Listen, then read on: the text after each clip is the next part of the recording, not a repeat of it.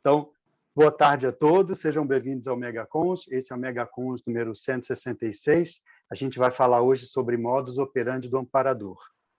Na semana passada, a gente falou sobre amparabilidade, que é a característica da Consim de ser mais ou menos receptiva ao trabalho dos amparadores. Agora a gente vai falar sobre o ponto de vista do amparador, que é como que eles trabalham. Eu gostaria de colocar para vocês antes aqui uma informação básica para a gente poder começar a pensar como é que seria esse trabalho dos amparadores, né? Então, acho que vocês devem estar vendo aí, não é isso? O slide, sim? Sim, perfeito.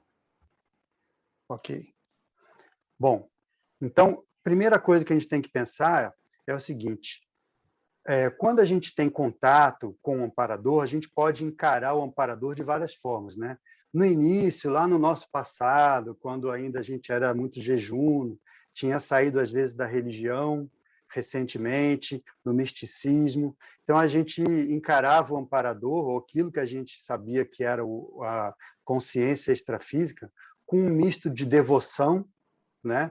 E a gente agora está passando dessa devoção para a admiração do amparador. O que significa isso? Você reconhecer, né, o reconhecimento do trabalho dos amparadores e tentar entender como é que isso pode ser útil na sua evolução, na sua própria evolução.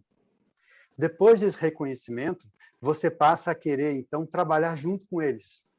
Ou seja, você começa a tentar entrar dentro de uma equipe de trabalho, você trabalha junto com os amparadores no sentido de ser um monitor desses trabalhos assistenciais e, com isso, você vai aprendendo. Chega um certo momento em que você fala, olha, eu acho que a melhor coisa que eu faço é aprender como que o amparador trabalha.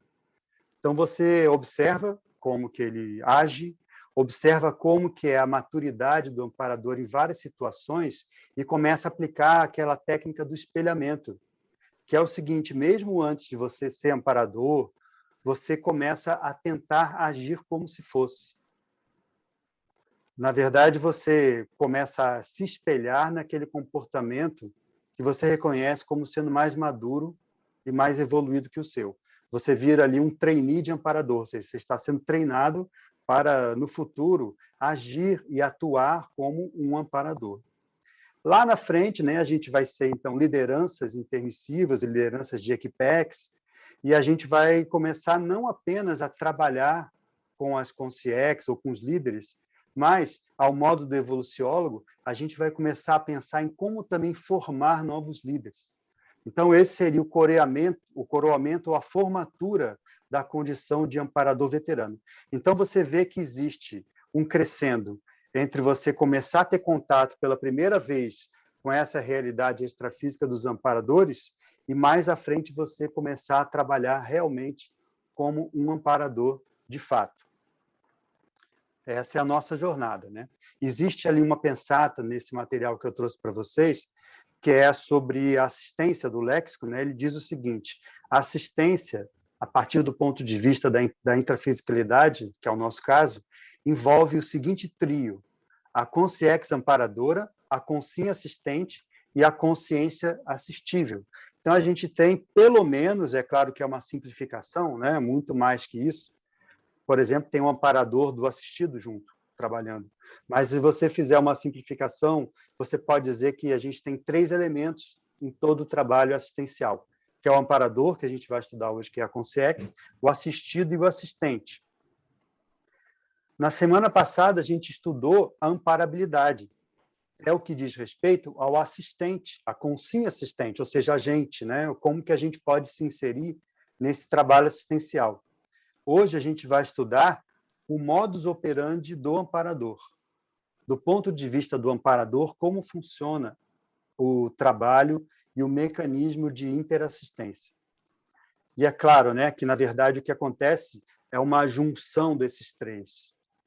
E, nesse momento de interseção, a gente tem o seguinte, vale muito do ponto de vista do amparador extrafísico, a recuperação de megacons, a holomaturidade que o amparador já tem e que a gente não tem, por isso, e daí que tem a ascendência do amparador, sobre todo o trabalho de assistência, ou seja, vale muito a pena e é inteligente todo o trabalho de assistência que a gente for fazer, a gente buscar qual o ponto de vista desse modus operandi do amparador. Ele é que deve comandar o trabalho de assistência em si, por causa da aula maturidade maior do amparador.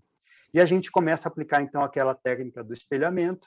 Isso tudo para a gente significa o seguinte: observar o modus operandi do amparador, ou seja, como que ele funciona, como que ele atua, é uma verdadeira aula prática de evoluciologia para todos nós. Então, quer estudar evoluciologia? Bacana, fazer curso é ótimo. Porém, a melhor aula de evoluciologia é em campo, na prática, junto com o amparador, trabalhando junto e observando como que ele trabalha e procurando aplicar isso com você também no dia a dia. Se a gente pode dizer que existe uma síntese desse modus operandi do amparador, do trabalho amparológico de modo geral, é um polinômio interassistencial. Esse polinômio é uma sacada muito inteligente do professor Valdo, né, que separou esse complexo da interassistência em alguns elementos que são indissociáveis. Assim como a gente tem o pensene, que é pensamento, sentimento, energia, sempre que você se manifesta, vem tudo junto, né? Não tem como separar. No trabalho de interassistência, tem um polinômio que ele trabalha e funciona junto. É um complexo assistencial. Toda assistência que você faz, de alguma forma, tem um acolhimento ao amparado. Existe uma orientação, se assistência é de alto nível, como eu estou dizendo, né? É assistência, na verdade, que é assistência TARES, do esclarecimento. Então, existe sempre um acolhimento, existe, de alguma forma, uma orientação. Depois da orientação, existe o encaminhamento, que é você programar o futuro próximo daquele assistido e não simplesmente dar a orientação e ir embora. E depois o acompanhamento, que é você, à distância, fazer o monitoramento e ver se está tudo indo ou se você tem que fazer ajustes. Normalmente tem, né? Normalmente a gente tem sempre que fazer ajustes. A ideia da espiral evolutiva, vocês já viram aquela figura da evolução acontecendo em forma de espiral, nada mais é do que um acompanhamento do polinômio interassistencial aplicado ao grupo karma. Existe um verbete que eu trouxe aqui nesse paper, que é o verbete do professor Valdo, chama Tarefa do Amparador, Para-tarefa do Amparador, em que ele coloca lá, descreve como é que são as paratarefas do amparador e coloca uma lista de 30 atribuições interassistenciais básicas, ou seja, para-tarefas do amparador extrafísico de função. Então, ele coloca 30 exemplos de como que o amparador atua. A gente pode colocar ainda, além desses 30, alguns outros exemplos de funções dos amparadores que a gente vê no nosso dia a dia, que a gente está acostumado já e reconhece como sendo funções do amparador. Por exemplo, o amparador de TENEPS é nitidamente uma função específica, ou seja, um tipo de amparador, né, específico, de OFIEX também. Não quer dizer que o amparador de TENEPS ele seja amparador de TENEPS só, o tempo todo, e esse seja um trabalho burocrático. Ele é também o amparador de TENEPS, é uma função do amparador. Existe o amparador que é mais especializado no socorro, no resgate extrafísico. Existe, por exemplo, aquele capítulo do livro Projeções da Consciência, o capítulo 44, que descreve o Javros e Orco. Não sei se vocês se lembram quem leu esse livro, né? Tem muito interessante ele mostrando dois tipos de consciex que faziam uma infiltração na baratrosfera. Uma delas é o Javros, que é uma pessoa, assim, vamos dizer assim, casca grossa, né? É o arranca-toco do assédio. E o orco era uma mistura de um animal, tipo um cachorro, só que um cachorro já na transição para virar um ser humano, né? Então, eles dois estavam lá fazendo trabalho de infiltração no ambiente denso da baratrosfera. Existem os amparadores de parasegurança, de parasentinela, isso a gente está muito acostumado, né? Quando, por exemplo, a gente vai fazer algum trabalho de assistência, vai dar um curso à distância, ou na época a gente viajava, fazia cursos em itinerância, tinha sempre a parasegurança associada ao professor. São os parasentinelas, que, na verdade, estão fazendo um suporte extrafísico para a proteção da consciência assistida. Existe o Paracicerone, tem essa pensata 107 aí da Folha, ele diz o seguinte: o para-cicerone é aquela consciex que serve como guia turístico, né? É o para-guia turístico das outras consciex. Então, por exemplo, era muito comum lá no CAEC, quando tinha mini tertúlia, quando tinha curso, os amparadores de interlúdio trazerem alunos do curso intermissivo ou até outras consciex de outros grupos para conhecerem o trabalho que estava sendo feito. Então, funcionava como uma espécie de para-cicerone. Isso era muito comum. Isso aí tem desde amparador comum até evoluciólogo fazendo essa função. Depende de quem é a pessoa ou a consciência que é trazida.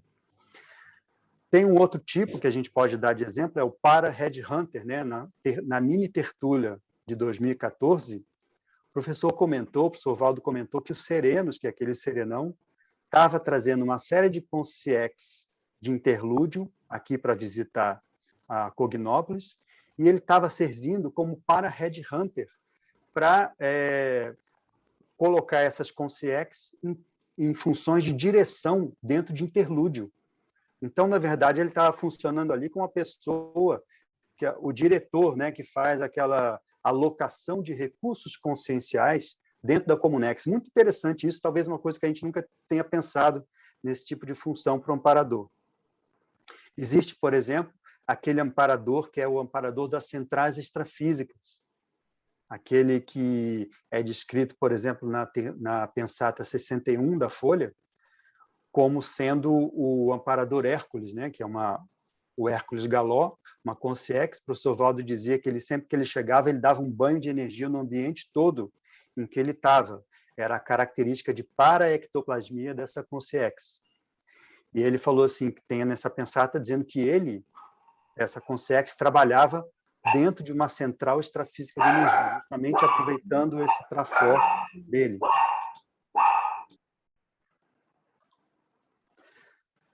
Então, a gente pode pensar o seguinte, para finalizar aqui, né? Existem alguns tipos de amparadores, né? Nem todo amparador é a mesma coisa, existem funções e existem tipos. Aquilo que a gente chama de amparador é uma denominação geral, né? Amparador é tudo que ampara a gente, que ajuda, que auxilia, que orienta. O amparador é aquela pessoa que sabe aplicar o polinômio da interassistencialidade. Muito bem, ele tem discernimento para isso.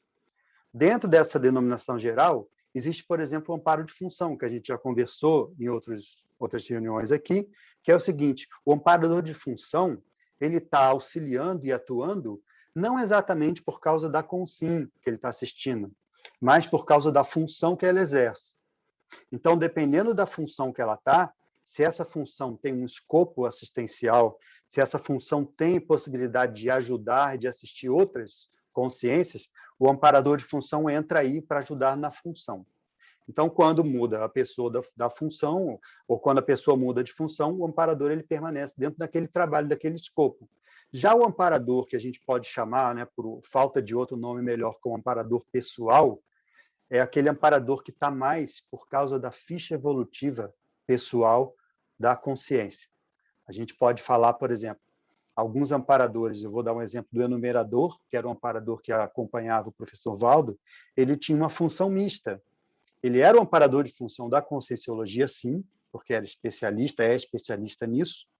Por outro lado, ele também tinha um acompanhamento pessoal com o professor Valdo, ou seja, ele estava lá pela conscienciologia, mas também pela afinidade de muitas vidas, pelo processo de amizade raríssima, dentro da condição do professor Valdo. Outros tipos de amparadores a gente pode pensar. Amparador, como é o nome geral. Você tem amparador desperto, amparador teleguiado, amparador evoluciólogo e até o amparador serenão. Então, amparador é um nome geral, você tem várias gradações aí, e um tipo específico de amparador, que é muito interessante da gente estudar, é o parapreceptor. O parapreceptor seria aquele amparo, ou aquele tipo de amparador, que ele é mais ligado à educação, à paraeducação da consim amparada. Então, a gente tem essa pensata que descreve muito bem essa característica, que é o seguinte: o amparador de função, né, que a gente estava trabalhando antes, ampara na condição de expoente da área da saúde das consciências, ou seja, ele ajuda, ele ampara de fato, né, ele auxilia, ele presta algum serviço de auxílio. Já o parapreceptor ensina a consim na condição de expoente da área de educação evolutiva. Então, a gente pode pensar no amparador como, analogamente, é claro, né? Um profissional de saúde que ajuda nas suas necessidades. Já o parapreceptor é aquele professor particular, que sabe exatamente qual é a sua área de necessidade, como abordar você particularmente. Ou seja, como que ele faz a didática para atuar com você dentro da sua paraconscienciometria. Então, ele tem que conhecer muito bem a pessoa que ele está amparando.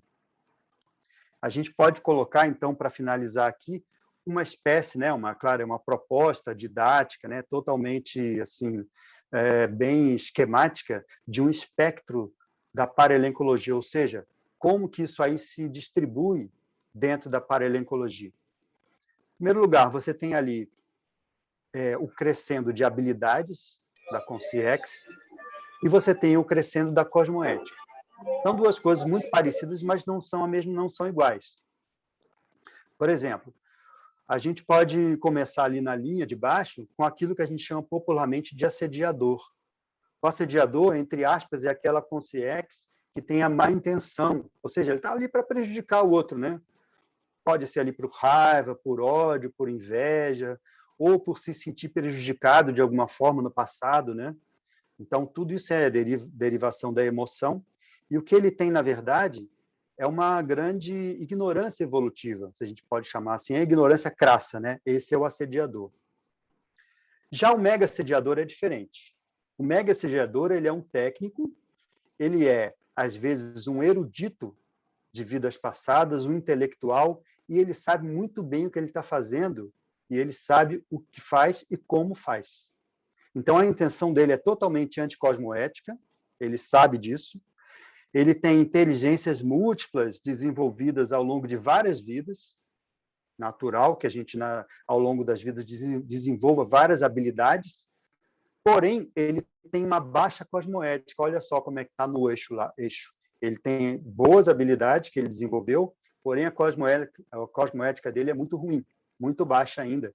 E ele tem, sim, uma liderança, o mega assediador é um líder, mas é um líder manipulador. Ou seja, para a gente não interessa muito essa figura, né? Ele não é alguém que deva ser seguido e nem, vamos dizer assim, usado em nenhuma técnica de espelhamento, pelo contrário. A gente tem, depois do assediador, o guia cego. O guia cego já é aquela consciex que, claro, tem falta de lucidez, porém, ele tem, entre aspas, ali uma boa intenção. Ele, às vezes, gosta da pessoa, é o parente extrafísico, foi parente em outras vidas, ele realmente é o seu amigo, mas ele não tem lucidez. Então, ele está muito lá porque ele gosta de você, é da emoção. Então, falta discernimento, né? O guia cego é aquela... Por que chama guia cego? Porque, às vezes, ele te ajuda, às vezes, ele te guia, às vezes, ele te dá a mão, mas ele é cego também. E essa cegueira é falta de lucidez. Subindo ali na escala vamos dizer assim, da paralencologia interassistencial, a gente tem esse amparador de função que a gente estava falando, né? O amparador de função já é uma outra história. Então, ele já tem uma intenção claramente cosmoética, ele já tem lucidez e discernimento suficiente para saber o que está fazendo, para fazer bem e para aplicar bem aquele polinômio da interassistencialidade. E a atuação do amparador, e talvez esse seja o ponto que eu posso reforçar aqui, que diferencia a visão do amparador da conscienciologia e talvez a visão de guias, mentores de outras linhas, né? Que eu não estou dizendo que são piores ou melhores, eu estou dizendo que a nossa abordagem na conscienciologia ela tem uma característica muito interessante, que é o seguinte: o amparador é aquele que faz o esclarecimento. Então, ele não faz só TACOM, não faz a consolação, não passa a mão, não é aquela pessoa extremamente agradável, que te abraça, que te auxilia, que carrega você no colo, não. Ele está do seu lado, mas ele faz o esclarecimento. E, às vezes, o esclarecimento é antipático, à primeira vista. A longo prazo, ele é muito interassistencial, mas no momento em que ele é aplicado, e todos nós sabemos, né? Às vezes, o esclarecimento, quando é colocado para a gente, a primeira reação nossa é ir contra. É falar, não, isso não, está errado. Não. Quem é você para falar isso para mim? O amparador, às vezes, ele faz essa função antipática, porém altamente evolutiva. Além do amparador de função, subindo ali, tanto em termos de habilidade quanto em termos de cosmoética, a gente tem esse parapreceptor, que talvez seja um amparador a gente pode dizer assim, um pouco mais mental somático. Ele já tem a paradidática, a parapercussiência, que é a hiperlucidez, e ele tem a capacidade de fazer a paraconscienciometria com um assistido. Então, ele chega perto da pessoa, da consci, ou da consciex, né, que tem o paraperceptor de consciex também. Ele sabe exatamente ali, naquele micro-universo, qual ponto que ele tem que mexer, qual ponto que ele tem que ajudar, como que ele deve abordar aquela consciência para ter o melhor efeito. Então, ele é muito didático nisso, né?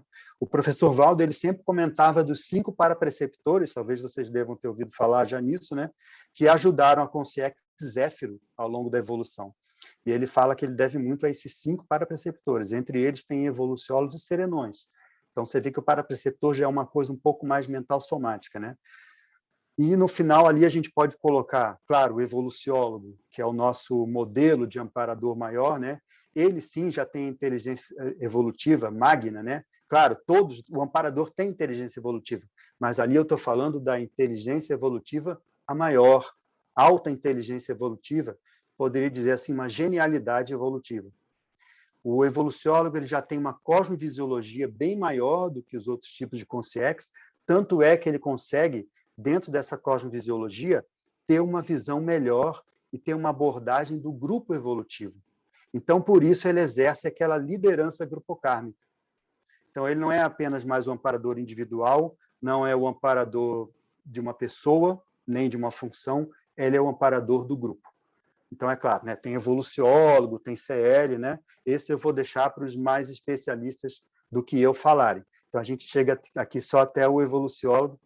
Então, dentro desse espectro da paralencologia, a gente pode colocar ali os amparadores e as outras consciex. De um modo geral, né, essas 3 categorias são chamadas de amparadores. A gente chama amparador, é um nome usual para a gente se referir a qualquer dessas consciex que tem um nível de lucidez e discernimento maior.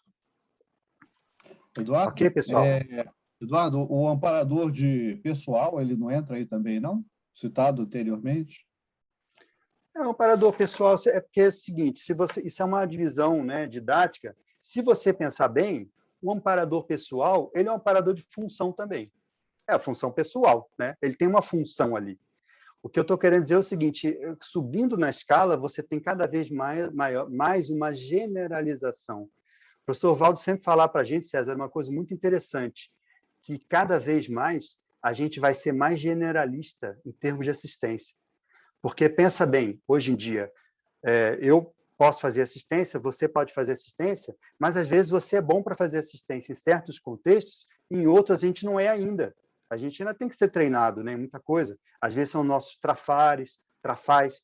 Já o amparador, quanto mais ele evolui, mais ele consegue jogar nas 11 posições.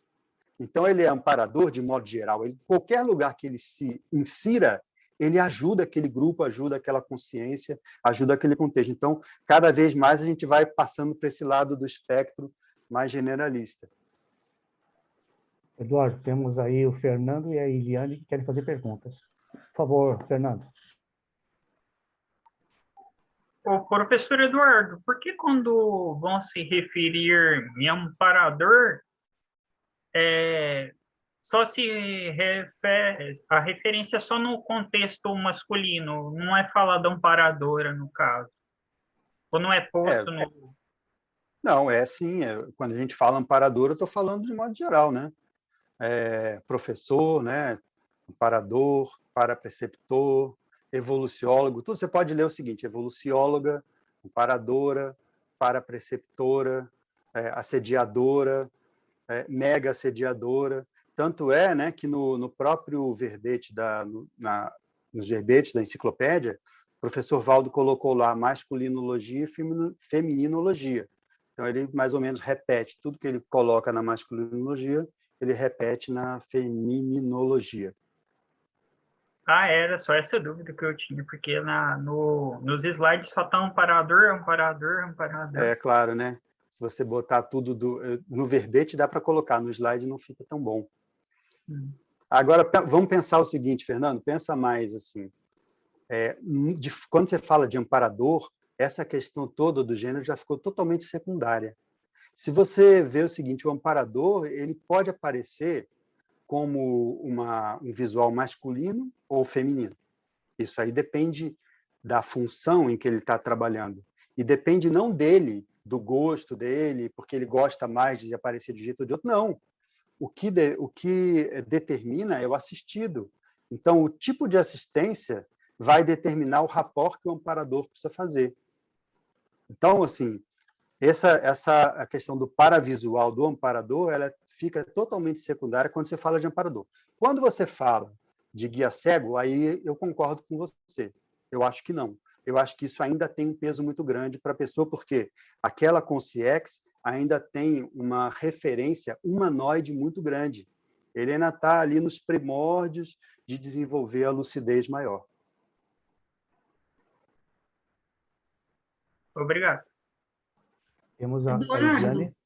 Eduardo, dentro dessa pergunta do Fernando, não seria dentro daquilo que a gente encontra no Projeciologia, que consciência não tem sexo? Sim, a consciência não tem sexo, vamos dizer assim, o sexo fisiológico. Porém, tem o sexo psicológico, sim, né? Você vê, um dos maiores desvios da baratrosfera, o que é? É o sexo, né? É a sexualidade, é a promiscuidade. Isso aí a consciência leva, a consciex leva daqui, sim, porque é psicológico, né? Na verdade, nem é psicológico, não. É holossomático. A gente pode até dizer que essa é a melhor palavra, né? O sexo é holossomático, inclusive para dentro do seu mental soma ali, né? Do que ela tem de mental soma. Agora, quanto mais você evolui, você deixa isso em segundo plano. Pensa bem o seguinte, ó, vamos pensar de megacons. Quando você chega lá na Comunex mais avançada, as consciex já se manifestam naquela forma de bola de luz, a gente chama de bright ball, né? Ou seja, até o psicossoma some. Então, isso tudo aí vai ficar muito em segundo plano, né? E cada vez mais a gente tem que fazer essa assistência desconsiderando a parte dessa, primeiro, claro, óbvio, né, da sexualidade, mas mais ainda a conformidade do humanoide. Então você vai atuar ali e pensa bem que liberdade que dá para a consciex amparadora, se ela pode fazer isso, né? Se ela tem capacidade de atuar assim. Quem quer falar, Lindolfo, agora? A Eliane. Sou eu. Professor Eduardo, eu gostaria que o senhor explicasse a expansão das vivências do amparo intrafísico, o crescendo da expansão dessa vivência do amparo intrafísico, ela pode ser o reflexo já do espelhamento, da técnica do espelhamento, porque à medida que você começa a trabalhar com o amparador, eu percebo que aumentou a prática, a vivência intrafísica do amparo intrafísico. Sim, à medida que você começa a trabalhar, lembra que a gente colocou aquele primeiro slide, são as etapas, né, de contato, de relação com o amparador. Primeiro você reconhece o amparador, você vê que tem um amparador, depois você começa a se interessar por ele, depois você começa a se interessar, a aprender a ser também como ele age, né, agir como ele age. Então, assim, à medida que você vai adentrando nessas camadas, dentro da intraconsciencialidade, daquilo que a gente chama de modus operandi do amparador, mais contato com o amparador você tem. E aí, Eliane, acontece uma coisa muito interessante que a gente tinha até comentado nos outros encontros, né? Você começa a trabalhar numa equipex, numa equipim, que é a equipe intrafísica, ligado a uma equipex, que é a equipe extrafísica. Então, você está dentro de um contexto maior de trabalho. E nesse ponto, isso é que é interessante, até você falar de amparador perde um pouco o sentido, fica pequeno. A pessoa da Equipex, de fato, não fala de amparador. Ela fala Equipex, que eu trabalho, a função dentro da Equipex, a sua função dentro da Equipex e a função dos outros elementos dentro da Equipex. Então, até o tema do estudo do modus operandi do amparador, ele fica um pouco, vamos dizer assim, sobrepairado quando você pensa em termos de Equipex.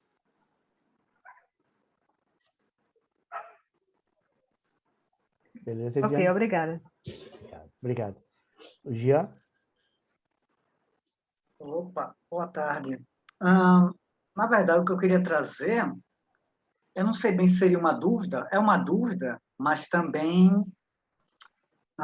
talvez seja uma especulação da minha parte, eu não sei, é coisa mais a nível de estudo.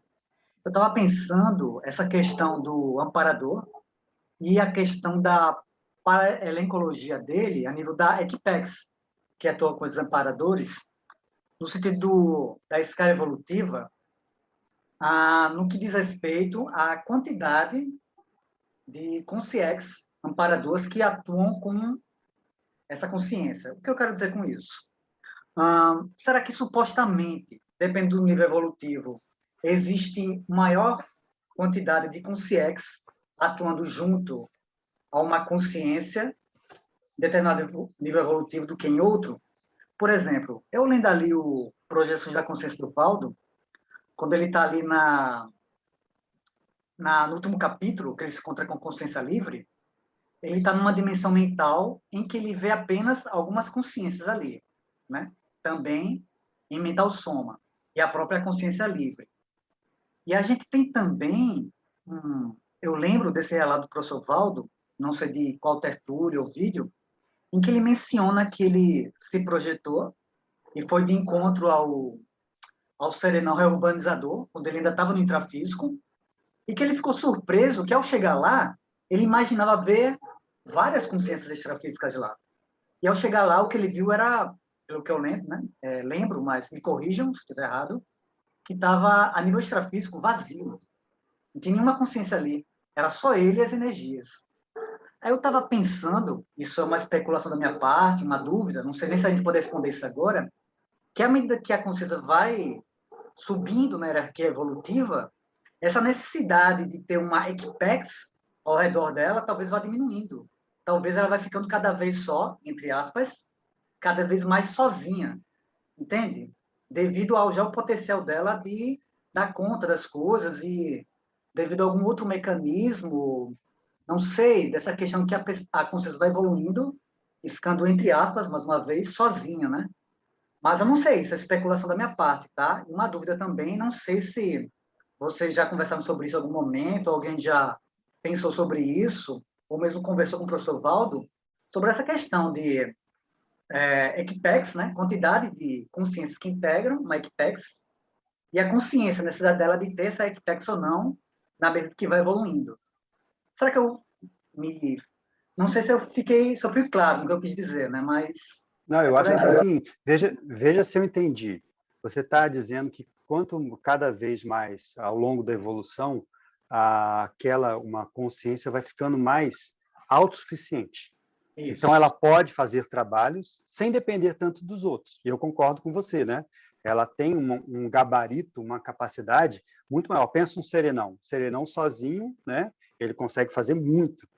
Agora, eu não diria, viu, Jean, que cada vez mais fique mais individual, mais sozinha a consciência, como você falou. Pelo contrário, cada vez mais ela fica mais acompanhada.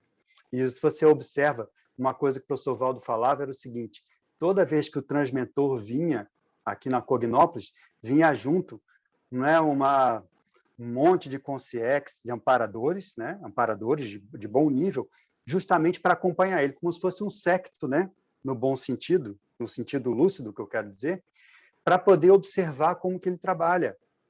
E tudo que ele estava fazendo era super observado. Ninguém queria perder 1 milímetro do que o transmentor fazia e como ele fazia. E olha só como é que isso é modus operandi do amparador.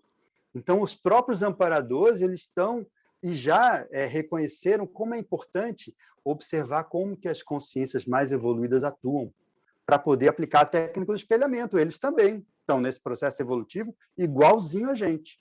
Então, cada vez mais, ao longo da escala evolutiva, você vai crescendo, a consciência vai ficando mais autossuficiente, ela vira um super epicentro consciencial. Porém, o epicentro, ele nunca está sozinho, por causa do princípio da interassistencialidade.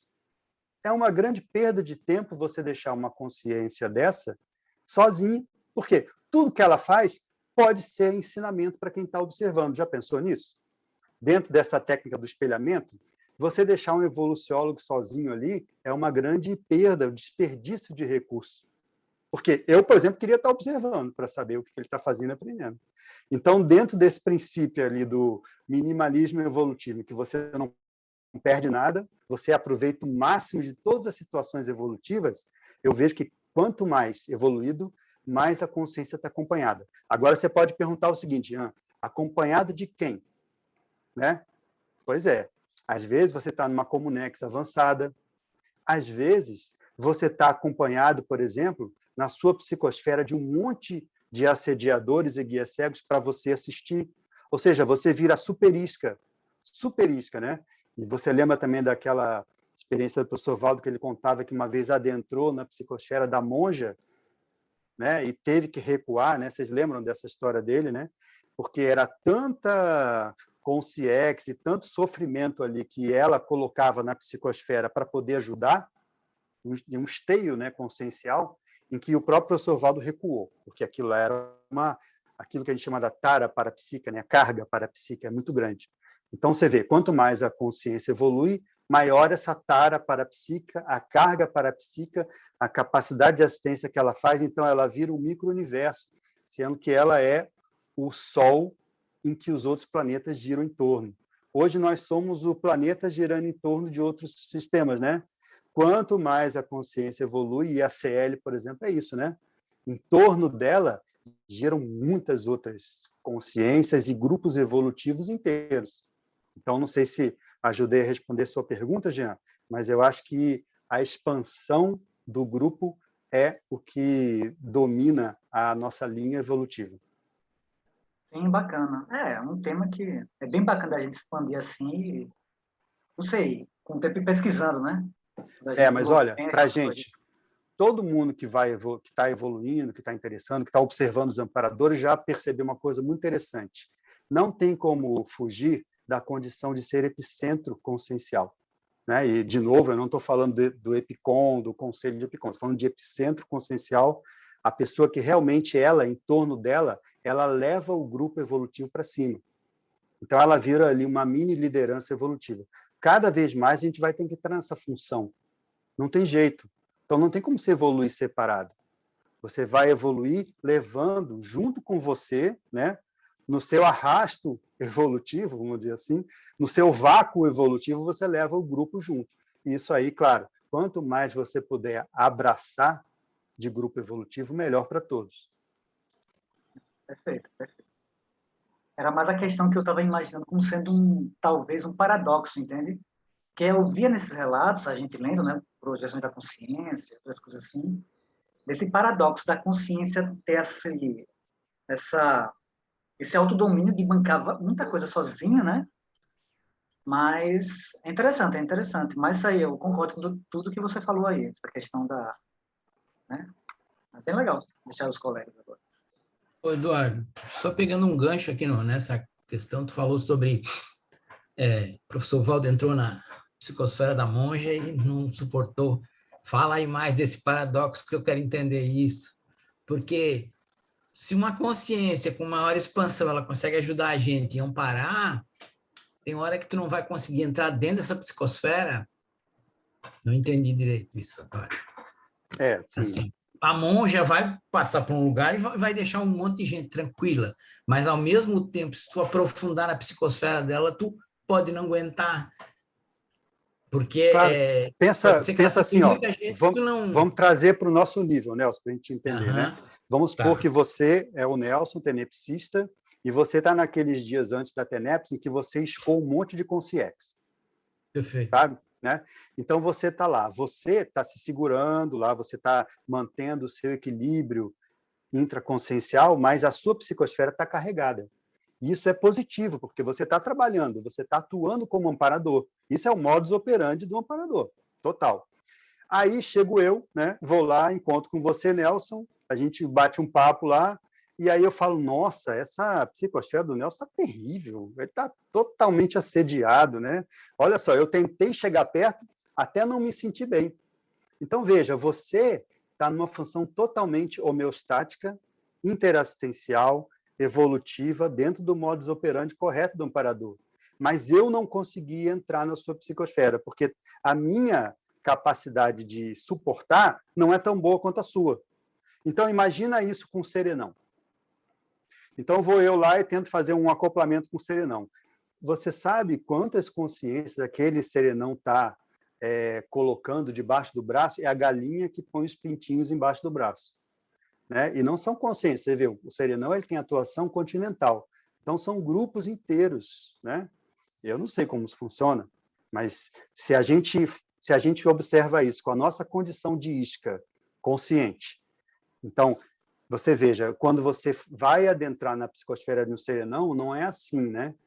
Agora, é claro, o serenão ele pode te encapsular para você se sentir bem. Isso é uma outra condição que vai da capacidade dele.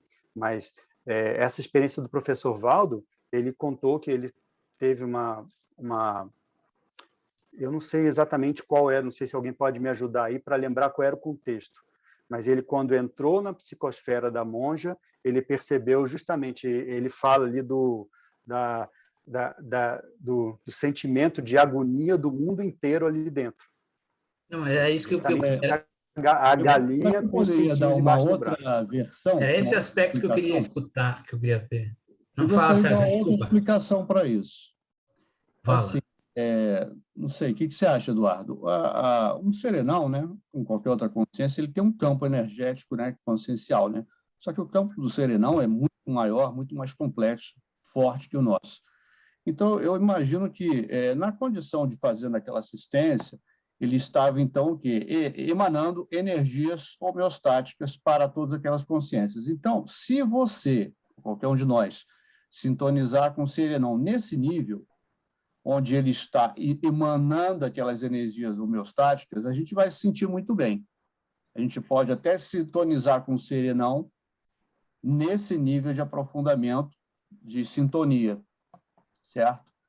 Por outro lado, se você adentrar dentro do campo dele, porque ele deve estar fazendo essa transmutação, né? Aquele campo homeostático externo, quando você chega lá dentro, você encontra essa energia que não é homeostática, que ele está absorvendo e transmutando. Quando você adentra no campo, na intimidade do serenão, aí você entra naquele campo e aí você capta aquilo tudo que ele está captando e está segurando. Então, eu acho que isso explicaria como uma pessoa pode se sentir muito bem se sintonizando com o serenão, porque ela não adentrou na psicosfera dele profundamente, e, ao mesmo tempo, uma outra pessoa se sentir mal porque adentrou profundamente. Eu acho que quando a gente fala de acoplamento, né, o acoplamento, você tem que ver o que é, né? Pode ser o acoplamento energético, a psicosfera, que é o que você está falando, né? Agora, você, dentro da intraconsciencialidade do serenão, ele está em mega euforização constante. Então, assim, se você chega perto e sente o campo, né, você pode ter uma percepção que é do trabalho assistencial, ou você pode ter uma percepção daquela condição mais avançada do serenão. Eu estou falando só dessa experiência do professor Valdo, porque ele contou para a gente. Agora, eu concordo com você, a gente pode ter várias percepções. Senão, seria uma furada chegar perto do serenão. Aliás, não só do serenão, né? Qualquer um, né? Qualquer amparador, pensa bem. Então, assim, o que acontece é o tipo de acoplamento que você faz é que vai determinar. Diga, quem Nesse falou? contexto do César, não é bom fazer, então, evocação, né? Não seria bom fazer evocação de... Não tem nada a ver. Eduardo. Você pode fazer, sim. Tanto é que você vai sintonizar o aspecto positivo. Para entrar nessa psicosfera mais íntima do serenão, eu acho que é muito mais difícil de qualquer um conseguir. Uma coisa é a pessoa querer e conseguir também, né? Então, outra coisa, o professor Valdo, ele tinha estofo para aguentar aquele padrão de compaixão que a monja exteriorizava. Por isso que ela liberou, para que ele sentisse isso. Ela que liberou para que ele pudesse perceber o nível de... Ele comenta ali no Projeções da Consciência compaixão, mas ele fala que era muito mais do que isso, né? Não é somente compaixão, é todo o sentimento que a monja tinha ali também. Por isso que eu digo, evocar serenão, evocar orientador budista, nunca, não tem problema de você evocar, né? A questão é se você vai conseguir acessar ou não esse nível de de padrão, esse nível de assistência também. Eu só queria colocar, não sei se o César já expôs, ele estava na frente, já posso ir adiante aí? Então vai, César, vai você primeiro, então. Agora vamos lá, a minha pergunta. Em primeiro lugar, né, só para ficar claro, minhas pesquisas indicam que, de um modo geral, a consciência, nós consciências comuns, né, a gente tem aí uma média de 9 existências com o gênero e uma no outro gênero. Por exemplo, 10 vidas como homem, uma vida como mulher, ou ao contrário, 10 vidas como mulher, uma vida como homem. Posto isso, o que acontece? Quando a consciência está na dimensão extrafísica, ela vai naturalmente assumir uma personalidade masculina ou feminina. Posto isso daí, a pergunta para o Eduardo, ou para qualquer pessoa que queira responder, tá? Há muitos anos, alguém comentou comigo, eu não lembro mais quem foi, tá?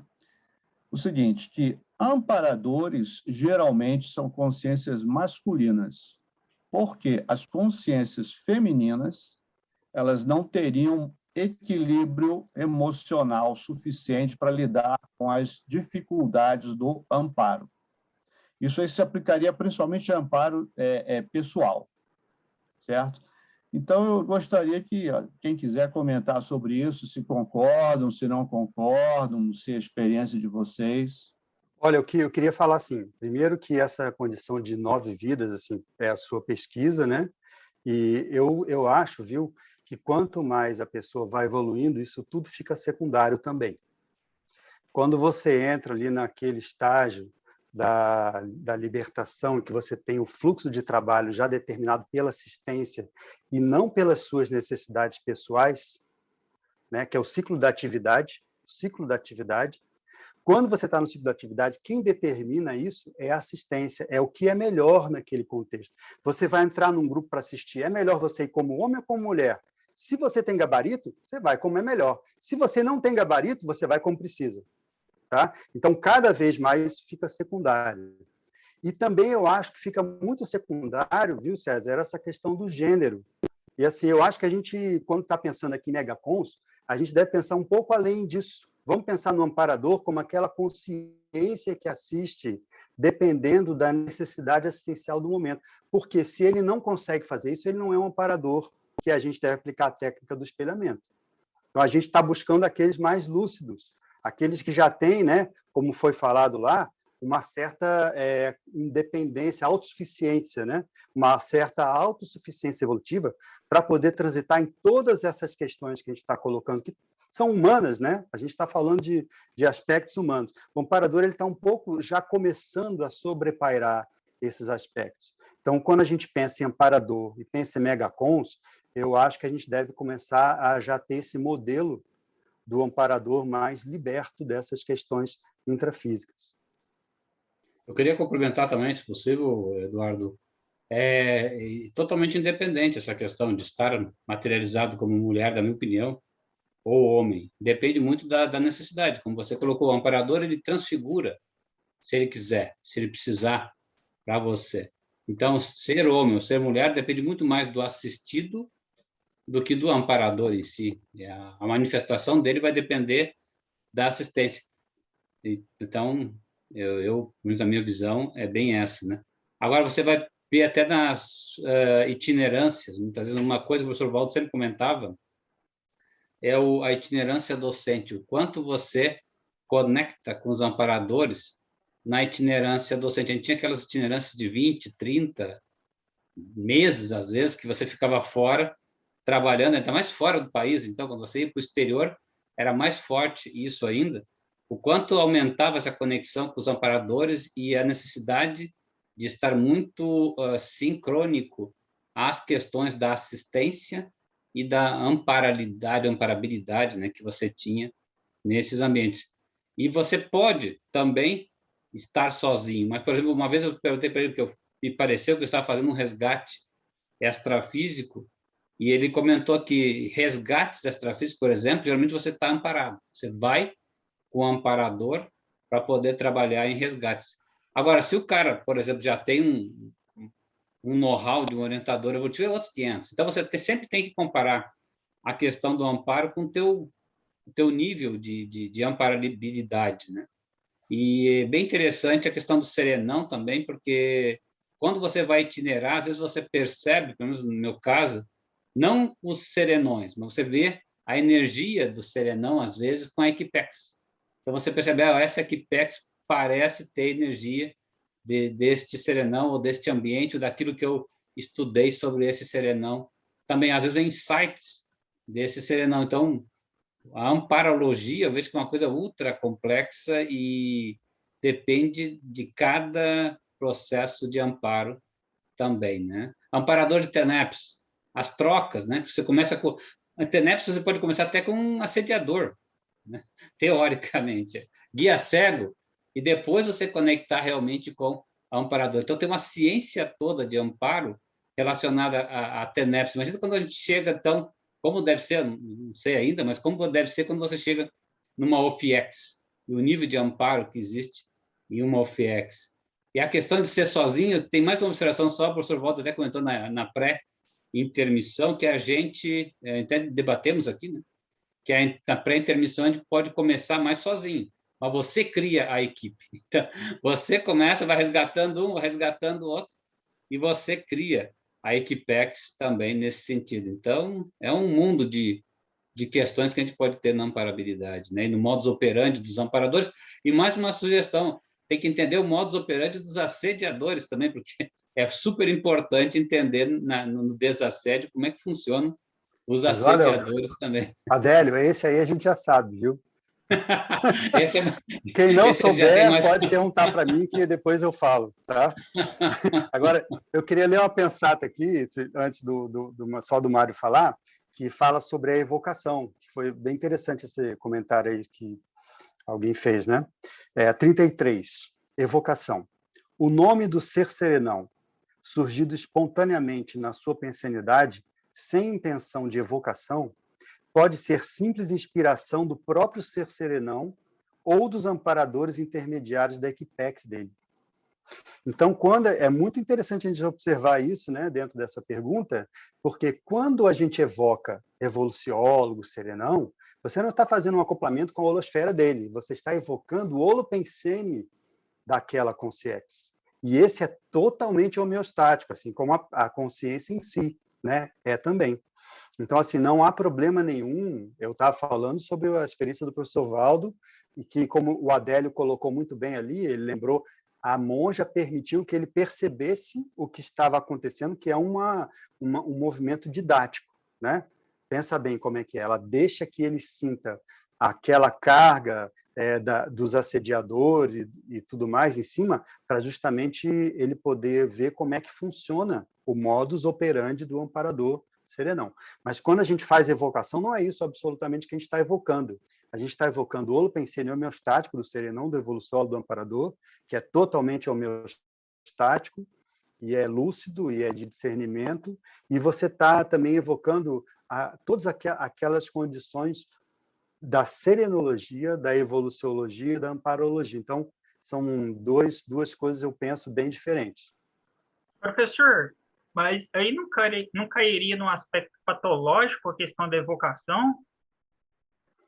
Sim, você tem razão. Como você faz evocação e com que intenção você faz? Pode ser patológico, tem toda a razão. Né? Senão evocação... a gente vai voltar para o contexto místico, né, religioso. Mas olha só, Fernando, pensa bem. Quando eu falo aqui de serenão megacons, a gente está evocando, né? Na verdade, a gente está evocando esse holopensene, que é um holopensene, como eu falei, antimístico, antirreligioso, de discernimento, de tares, que é o esclarecimento. Então, existem evocações extremamente positivas. Outra coisa, pensa bem, é que a gente fala, eu entendo você, a sua pergunta, né? Quando a gente fala de evocação, vem logo para a nossa memória aquelas evocações religiosas, né, do espiritismo. É porque eu tenho muito martelado a ideia do professor Waldo batendo nessa tecla. Você tem toda a razão. Agora, o que eu estou falando é outra coisa, né? Existe um acesso ao holopensene, isso é um nome disso, é evocação, não tem outro nome, né? Você conscientemente, você acessa um holopensene que pode ser totalmente diferente disso que a gente está falando agora, né?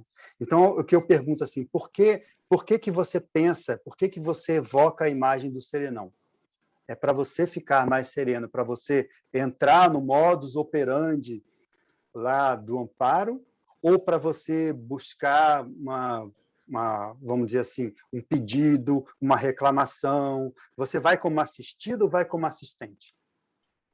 Toda evocação como assistente é positiva. Pensa, eu estou falando isso de propósito, né? Porque assim, aqui é megacons, então muitas vezes a gente quebra alguns paradigmas que a gente tem para poder ver o que tem por trás, né? Você levanta a folha para ver o que está escrito por trás. Pensa bem na central extrafísica. Como é positivo você evocar a central extrafísica, das energias, da fraternidade, da verdade. Isso tudo são evocações positivas. A evocação, ela é mística ou religiosa ou patológica a depender do evocador. A evocação é um fenômeno totalmente neutro. Né? Não sei se alguém quer comentar, pessoal, podem falar. Fiquem à vontade aí para falar. Tudo certo. O Adélio, tudo certo aí, Adélio? Não sei se chegou a fazer a tua pergunta. Sim, pode ir adiante. Eu acho que o próximo eu acho que tem essa observação do Eduardo também, se alguém tem alguma questão em cima disso. Tá, passamos para o Mário, então. Eu acho muito importante isso que o Eduardo disse sobre as centrais extrafísicas, porque eu, pelo menos assim, eu entendo que quando a gente evoca, que a gente não chega lá, mas o máximo que a gente conseguir, né, acessar aquele sistema, é porque ali tem os 3 elementos, né, da energia, da verdade e da fraternidade. Então, quando a gente perguntava muitas vezes para o professor se ele era desperto, não, evoluciólogo, ele sempre falava, não, falta o tó, né? Ele não tinha chegado no tó, porque ele ainda estava ajudando muito dentro da intrafisicalidade, né? Então, ele já fazia aquele contexto de agrupamento, de esclarecimento, de produtividade, mas ele não assumia, a gente sabia que era, mas ele não assumia porque ele estava ainda muito no amparo intrafísico, né? Pelo menos eu entendo assim. Ok. Só um comentário, Tereza. Quanto mais lúcida a pessoa é, mais, vamos dizer assim, os critérios dela para assumir ficam mais rígidos, sabe? Uma coisa a pessoa, no início da despertidade, falar, eu sou desperto, e é isso aí. Isso é uma coisa. Outra coisa, a pessoa que já é evolucióloga vê que existe uma vírgula ali dentro da consciência que ainda não é. Ela fala, eu não sou. Então, isso aí não é a questão de você comparar um com o outro. É a questão da parapercussiência da consciência, que ela ficou mais atenta aos detalhes. Isso é muito importante, né? Então, você vê, se você pergunta... É a mesma coisa, né? Você começa a estudar um assunto. Qual é a nossa reação? A gente começa a estudar e fala assim, isso aqui, beleza, vou dominar em 6 meses. Quando você começa a se aprofundar em qualquer tema, a gente vê que o buraco é muito mais embaixo. Então, aquela coisa lá do Sócrates, né, de reconhecer a ignorância, é muito inteligente, porque demonstra que você já teve cosmovisão sobre aquele assunto. Então, passando Vamos para lá. Mário. Mário. Então, boa tarde, pessoal, para quem ainda não tinha visto. A minha pergunta também vai em uma continuação daquela pergunta lá do Jean, que me chamou muita atenção quando ele fala de equipex, né? E aí ele fala daquela situação da monja lá, em que havia uma equipex bem pequena, e na condição do professor Valdo lá em São Paulo, que não viu ninguém. O que me chama a atenção é que me dá a impressão, né, o que me vem assim à mente, é que parece que a consciência, quanto mais evoluída na escala evolutiva, ela não precisa dessa prosêmica em relação à equipex. É o que me traz isso, não sei se vocês concordam. Parece que quanto mais evoluída a consciência, devido aos seus megas atributos, ela tem as equipex, mas as equipex não precisam estar na proximidade. Quem está mais na proximidade, às vezes, são os aprendizes mesmo, que querem ver como ela trabalha. Então, o que me chamou a atenção é isso aí, que parece assim que não é o tamanho da Equipex, mas é a consciência a partir assim como o serenão, por exemplo, ele pode, devido aos seus mega-atributos, independer dessa prosêmica, ninguém vai ver ninguém próximo, mas ele tem um comando das consciências em qualquer lugar do planeta, no caso, né? É isso que me veio. Não sei se vocês acham que tem alguma lógica, aí era só para debater. Ataque-ritmia, né? É ataque-ritmia. Ataque-ritmia, ela Exatamente. deixa secundário toda essa questão da prosêmica que você falou, né? E tem uma frase, dizendo, uma pensata da Comunex falando o seguinte: quanto mais evoluída a Comunex, menor o número de habitantes. Então, isso é muito interessante, né? A baratrosfera é lotada. A Comunex evoluída, não. Por quê? Porque a própria escala evolutiva é assim, a paralencologia é uma pirâmide, né? Você tem muito mais consciências jejunas e muito menos evoluciolos e serenões. É natural, né? Porque a evolução ela vai funilando, né? A ideia do funil, né? Você vai passando, cada vez mais fica, né, restrito o número de consciências. Mas, assim, eu concordo com você, viu, Mário? Eu acho que, por exemplo, a Equipex de iguais, de pessoas trabalhando ombro a ombro, é menor. Mas a Equipex de cima para baixo, que é aquela, né, árvore, vamos dizer assim, você tem o CEO da companhia. Quantas pessoas estão juntas? Poucas. Quantas pessoas estão juntas, mas trabalhando com ele, mas não no mesmo nível? Muitas. Né? Então, a evolução é isso aí. Eu gostaria de fazer um complemento só nisso aí, Eduardo, que também, querendo agregar uma visão pessoal, me parece que quanto mais evoluímos, mais a gente se integra ao cosmos, né, ao maximecanismo, né? E esse maximecanismo ele é organizado por natureza, né? Então você começa a ser uma peça mais potencial dentro da tua função, né? E logicamente esse estar próximo, o estar sozinho, estar hipercarregado, a partir da observação a partir de um observador externo a essa consciência, isso é muito relativo, né? Isso tem a ver mais com o fenômeno em si que está acontecendo ali, né? Da própria percepção de quem está perto e assim por diante, né? Então me parece que parece um paradoxo que a consciência ela se centraliza quanto mais ela evolui, né, dispensando os seus periféricos e vai se centralizando tudo no mental soma. Ao mesmo tempo que isso acontece, parece um paradoxo porque ela vai ficando isolada. Não, ao contrário, ela vai ficando super integrada ao maximecanismo, né? O que vocês acham? Alguém quer falar, pessoal? Eu concordo 100% com o que ele falou. Alguém quer falar, quer discordar, complementar alguma coisa? Eu concordo também com o Samir, porque justamente ontem mesmo eu estava conversando com uma pessoa que vai me auxiliar num trabalho que eu estou executando, e ela me corrigiu justamente no que o Samir falou, porque às vezes a gente se considera que não está fazendo assistência por estar longe do grupo, né? Não agora, pela pandemia, mas às vezes a gente quer estar mais próximo. E aí, às vezes, é o contrário, porque na intermissão a gente vai ter que trabalhar com uma Equipex, mas estando sozinho, né? Então, é o que o Eduardo colocou, que a soma, né, de habilidades e cosmoética. Então, mas a consciência é que tem que ter essa autoconfiança, né?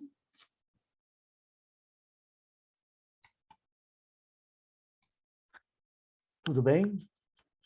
Podemos seguir, então? Nelson? Bom, eu também concordo com o Samir, antes de falar o que eu quero falar, porque quando tu começa a estudar conscienciologia, alguém, ou fazer assistência, alguém já avisou, ó, cuidado que no começo tu vai pensar que tá ficando mais solitário, mas na verdade é o contrário, né? Quanto mais evoluído, mais integrado tu fica. Mas eu queria voltar lá naquela pergunta que eu fiz para o Eduardo, da psicosfera da monja, porque eu perguntei, mas porque eu trouxe para o meu dia a dia. Eu, quando saio de casa, vou num supermercado, num shopping, às vezes eu chego em casa assim, perturbadinho, atrapalhado. Então eu venho para o quarto, quietinho, e eu entro em casa e ninguém percebe. Às vezes eu saio e volto equilibrado. Aí a mulher passa por mim, a minha esposa passa por mim e diz assim, não, você estás perturbada, e eu não estou. Então, ela adentrou a minha psicosfera. Isso também acontece lá naquele nível mais baixo de... Então, ela adentrou a minha psicosfera e viu, rechaçou, mas eu não estou. Eu entrei tranquilo e vou ficar tranquilo pelo menos até a hora da TENEPS, depois modifica. Mas isso acontece... Eu, quando fiz a pergunta, foi para entender esse meu processo, que às vezes eu chego desse jeito e ninguém percebe, às vezes eu chego equilibrado e alguém percebe que tem alguma coisa sendo assistida, mas a pessoa... enxergou como uma coisa ruim, coisa e tal. Era só esse comentário que eu queria fazer para trazer, porque que eu fiz aquele questionamento da psicosfera da monja, né? Tem a condição, né, Nelson, por exemplo, a pessoa que está funcionando como isca extrafísica, isca intrafísica lúcida, né? Ela também não está sozinha, porque tem um amparador de TENEPS. O amparador de TENEPS encapsula o tenepsista para que o tenepsista não sinta tantos efeitos da escagem. Então, se você deixar sozinho o tenepsista com a escagem dele, às vezes ele também não aguenta. Às vezes essa carga parapsíquica dele, a capacidade não é tão grande. Mas o amparador encapsula o tenepsista, encapsula as consciências na psicosfera para que isso não aconteça. Né? E outra coisa, se você pensar dentro da escala de melhora das habilidades do amparador, né? No início, você tem essa condição da isca, que você está lá com a carga parapsíquica. Depois, você é capaz de ter a escagem com as consciências na sua psicosfera e não deixar isso vazar para quem está fora. Isso é o autoencapsulamento e o heteroencapsulamento das consciências. É claro que, olha, isso é uma coisa, viu, Nelson? Eu lembro do professor Valdo falar que esse assunto do encapsulamento é um dos temas mais difíceis dentro da bioenergética, que é muito difícil. Isso aí a gente fala de uma forma simples, mas fazer encapsulamento de alto nível é uma coisa muito difícil. Então, assim, a gente vai chegar nesse ponto de saber encapsular a gente, as consciências. Quem chegar perto não vai sentir efeito, você não deixa vazar a água, né, da sua caixa d'água que você está acumulando lá, mas isso tudo a gente vai aprender com a prática. E o único jeito de aprender isso é o seguinte, é fazendo, né? Então, você vai ser tenepsista, depois você vai carregar num dia você cai. Aí depois você aprende. Aí você vai indo. Isso é entender, tá bem dentro desse do aprendizado do modus operandi do amparador, né? Como é que ele age no dia a dia, no cotidiano teu, né? É assim que você percebe. Vê que no início, o trabalho de assistência não é totalmente amparológico. Ele é um misto, né, de amparo com assistido. É natural. Eu acho que a gente está um pouco nessa fase de transição. Depois é que a gente vai aprender a ser realmente amparador estrito sensu. Então, aquele amparador que sabe fazer os procedimentos, que faz um encapsulamento, que não deixa respingar nenhum efeito colateral da assistência que ele faz para o grupo. Isso também é uma coisa que a gente vai aprender a fazer. Outra coisa que o Adélio falou ali sobre amparadores aprendizes, parece que ele falou alguma coisa. Isso dá para perceber também, né, Eduardo? Porque às vezes essa coisa de tu suportar, não suportar, às vezes está de um jeito ou de outro. Eu acho que o fato da gente estar aprendendo a ser um amparador ou fazer assistência, extrafisicamente deve ter pessoas, amparadores extrafísicos com menos experiência que de vez em quando estão junto com a gente, passando pelo mesmo perrengue, né? A gente fez essa pergunta lá na semana passada.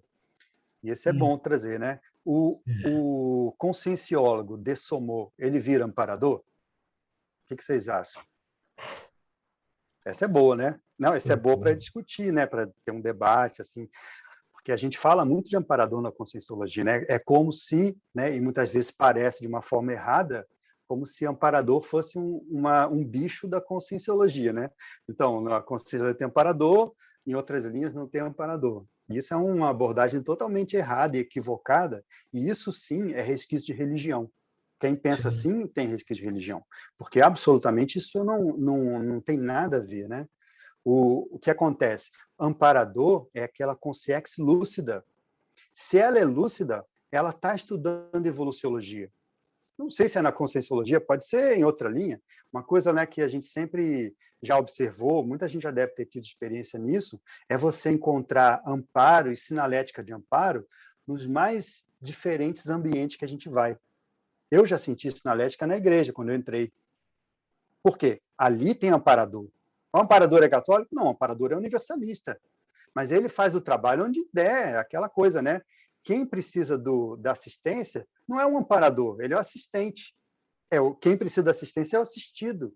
Se a pessoa consegue ter jogo de cintura e discernimento para fazer o trabalho em qualquer ambiente, ele vai da baratrosfera à comunex evoluída sendo esse amparador, né? Tendo lucidez.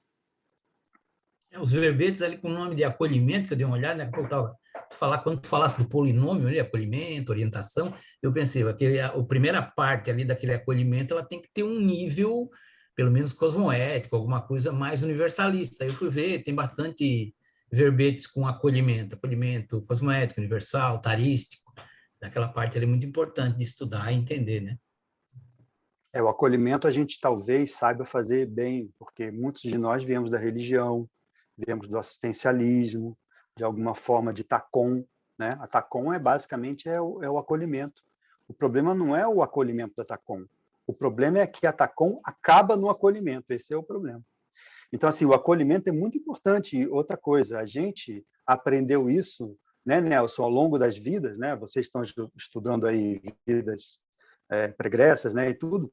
A gente aprendeu isso, e isso está sendo muito útil hoje em dia. Saber acolher. Agora, o que o curso intermissivo faz? Ele fala, olha, muito bem, parabéns, mas não é só isso. Tem outras coisas a serem desenvolvidas também. Por exemplo, a orientação. Agora, você já pensou que a orientação ainda não é tão difícil? E fazer o acompanhamento e o follow-up depois talvez seja mais difícil, hein? Porque aí a Consciex tem que ter um continuismo. Outra coisa, para fazer o follow-up, que é esse acompanhamento, né, a pessoa, a Consciex, tem que estar um pouco mais livre em relação ao grupo Karma, senão ela não acompanha. Já pensou? Você pega uma pessoa lá no seu intermissivo, aí você pega, faz assistência com ela, ajuda ela a ressomar.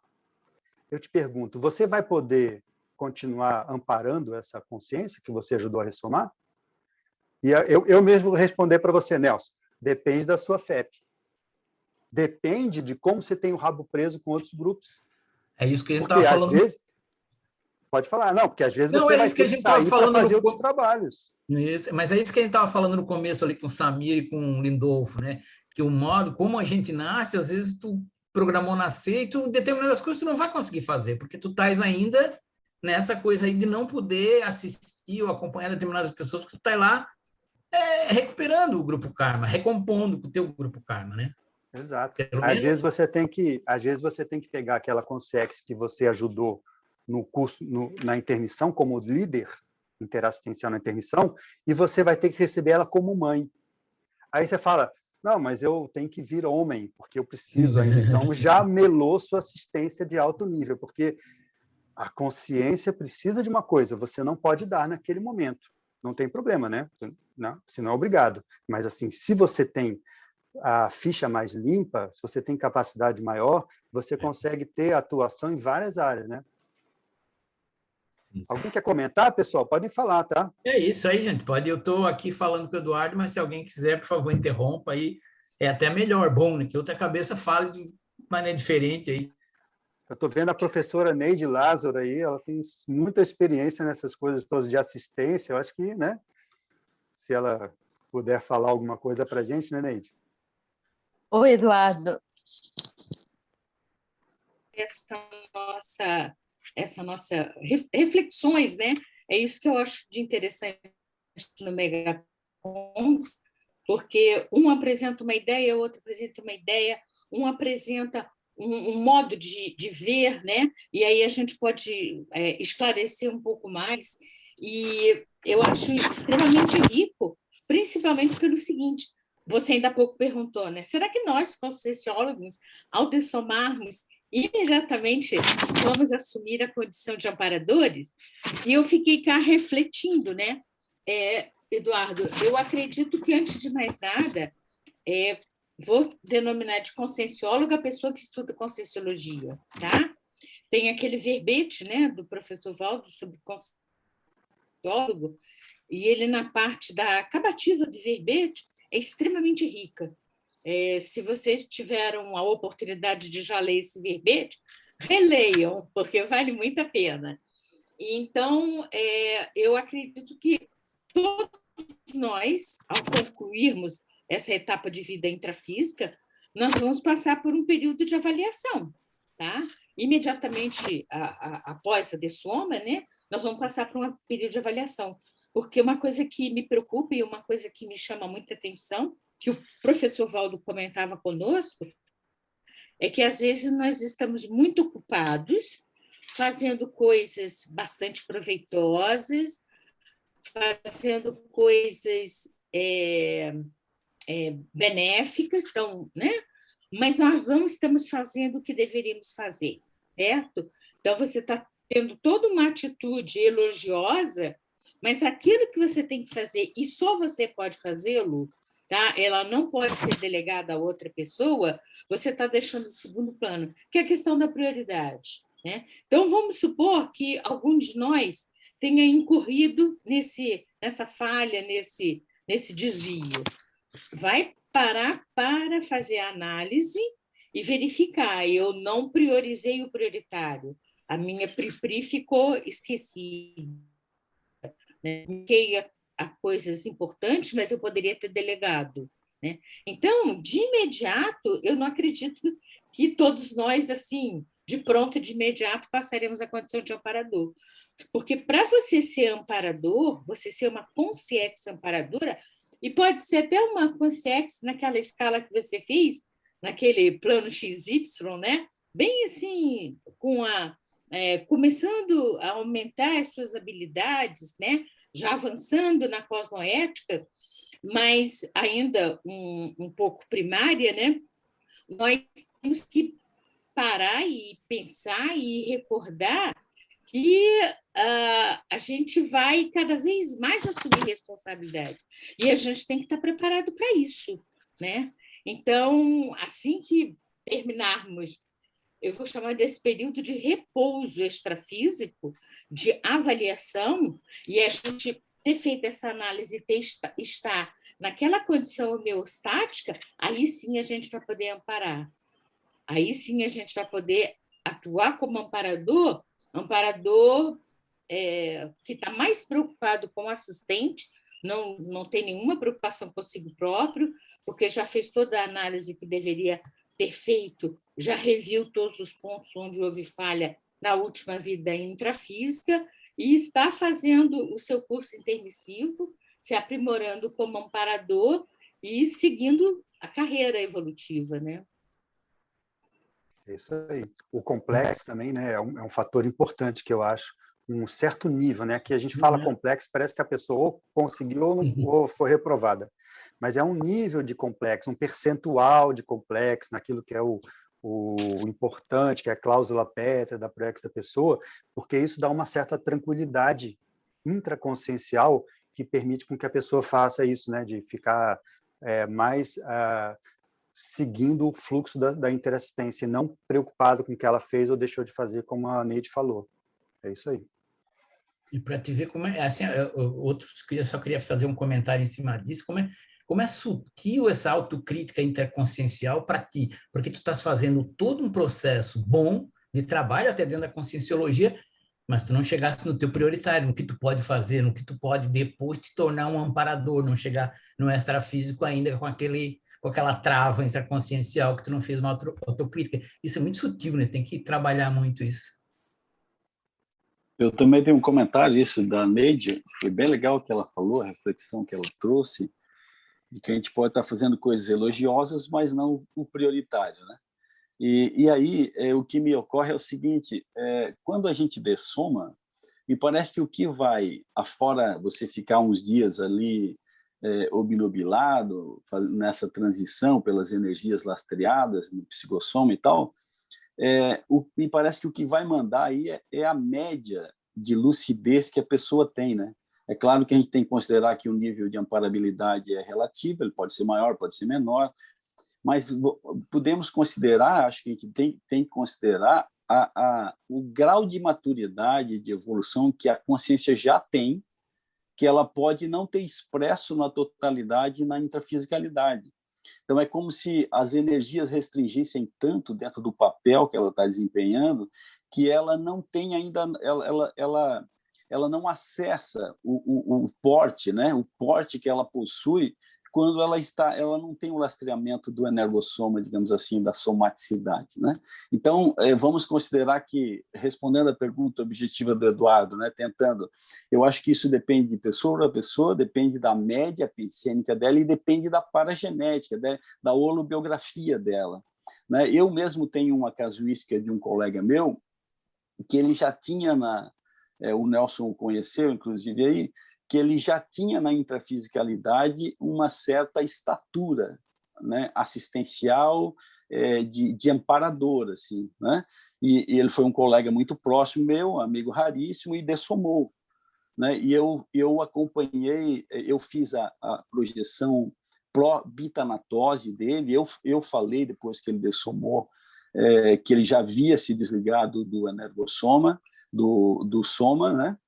E ocorrendo a bitanatose, e dali a 9 meses, eu encontrei, ele se pronunciou para mim dentro de um campo de ECP2, junto à Equipex do EPICOM, né? Ele falou em bom e alto som assim para mim: e aí, professor Saber, como estão os trabalhos? Eu estava numa função na equipe de ECP2, ali na função de testagem, né? E a Consciex virou o pescoço para mim e fez essa pergunta, e eu tenho, logicamente, toda a minha convicção de que era ele. Então, vocês veem que se isso serve como elemento de pesquisa, vamos colocar 10 meses após a dessoma efetiva, a transição, a pessoa pode estar, né, numa condição com a mesma lucidez, e claro, julgo eu, mais ampliada, do que ele estava fazendo, do propósito dele, que ele também estudava Conscienciologia, né? Ele recuperou tudo isso, né? E, logicamente, de uma forma ampliada, né? Daí eu trouxe essa casuística para, então, justificar essa abordagem, assim, que me parece que isso é relativo, depende de indivíduo para indivíduo, mas, sim, se a pessoa já tem um histórico assistencial, ela pode recuperar essa lucidez e exercer predominantemente um papel de amparador rapidamente. Isso são os megacons, né, Samir? É isso que você está falando, megacons, recuperação dos megacons na Consciex, e é isso que faz toda a diferença. Lá você pode recuperar o que você tinha aqui e expandir na faixa que você não recuperou enquanto era consim, que são os megacons. E isso me permite, isso traz mais uma relação interessante, que é quando a gente fala que o amparador é um parceiro muito próximo e um amigo raríssimo, né?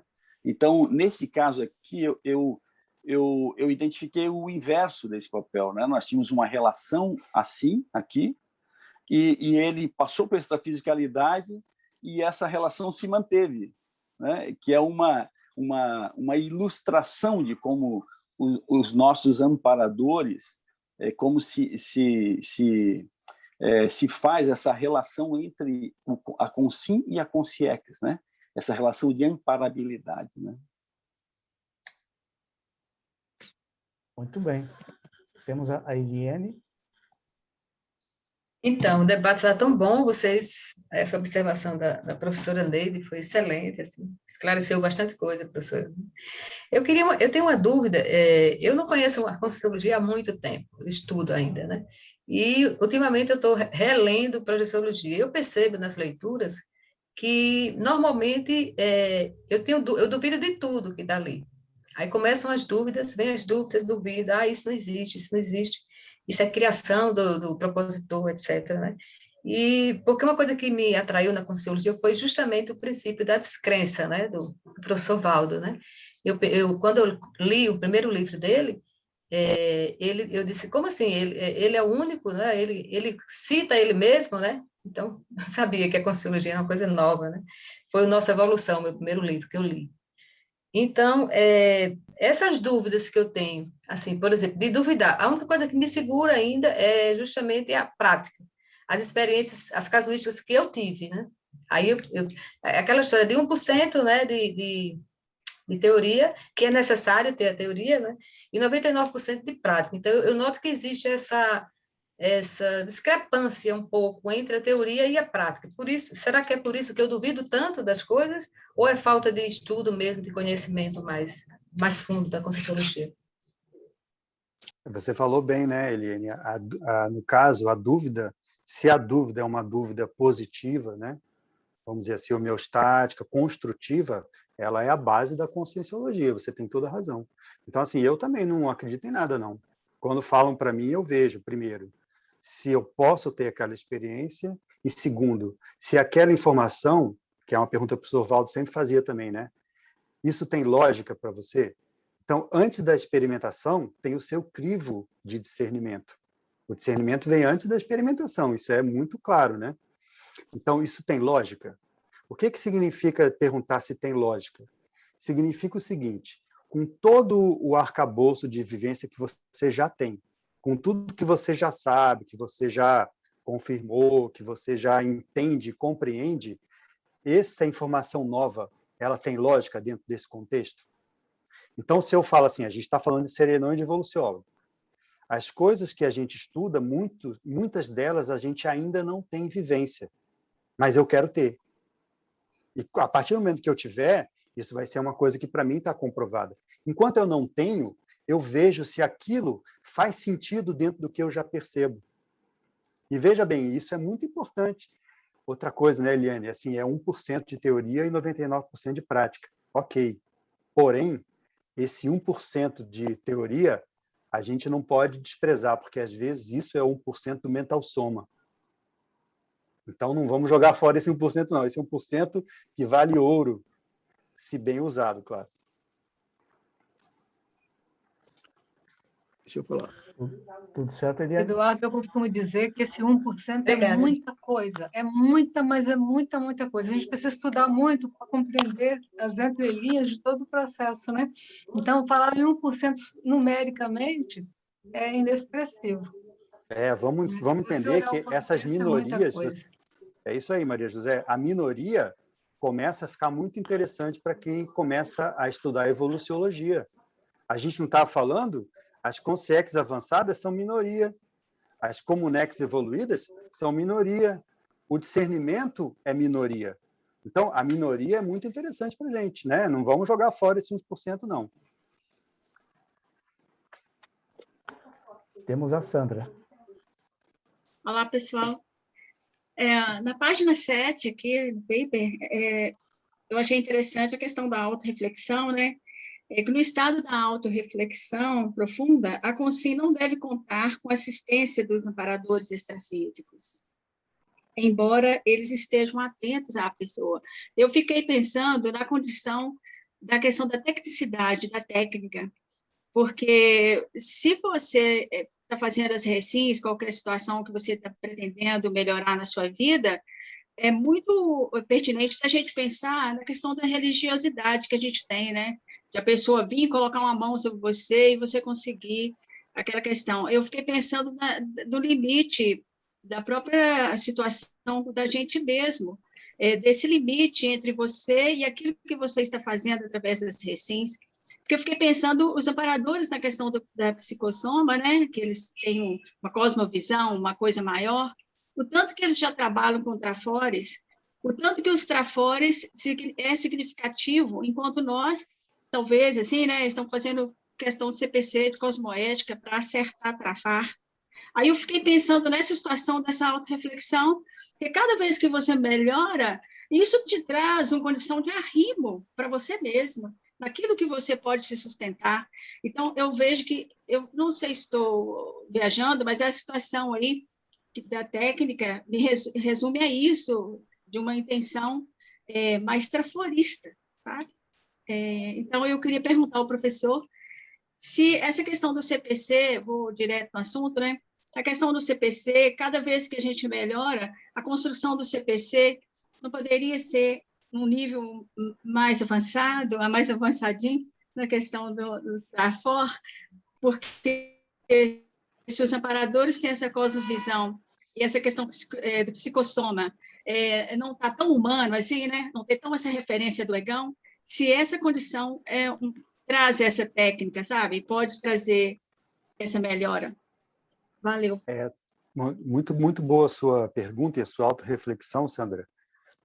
Antes de falar isso, eu gostaria de falar que você apontou um aspecto muito importante dentro do modus operandi do amparador.